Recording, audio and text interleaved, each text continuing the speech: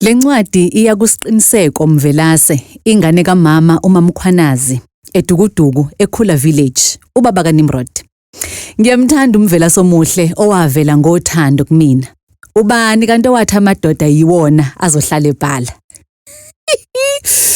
Sithandwa sami, mina nawe siyathandana, hayi ukuthi mina ngithanda wena.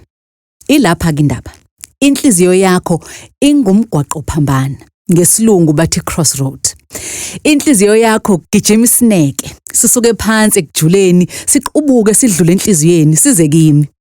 Ngenkathi ngigula isikhathi singango 6 months wayeka konke okwenzayo, wakudela, wazohlala nami esibhedlela unginakekela. Kunomgwaqo wehlaya enhliziyweni wona uhamba intobeko. Wena wafika uzonginakekela ekhaya, walishiya iDukuduku izwe lase-Edeni, wazohlalela mina, bekhona odadewethu. Kodwa wazehlisa, wathoba, wembatha nje isimo somfokazana, wafana nesisebenzi sasekhaya, kodwa ube umkhwenyana wami esama naye esicawini. Mina kwaMvelase ngithanda ukuthi birthday yami ingomhla ka-10 June, kodwa wena uvesana unginese, ungiphekele, uwashe, bese nje wenza konke ngoMarch. Okusho ukuthi uthanda ulikhipha lonke bese kuba umhla ka-9 August usuku lwembokodo, lapho uvesana ubukise ngemisebenzi yasekhaya usufake namaphinifa ami.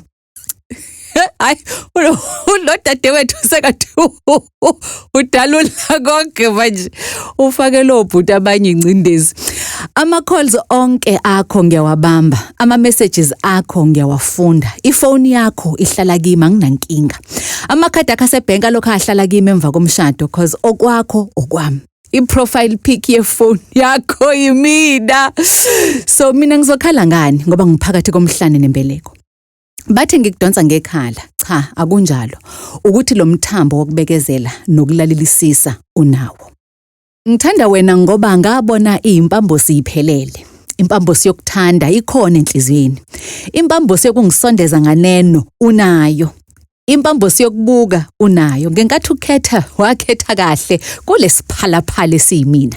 Impambosi yokubuka yasebenza, impambosi yokudedela ngasemalini ngabona isebenza, impambosi yokungikhipha out ngiyodla khona nezinye eziningi ezethu sobabili ejulile.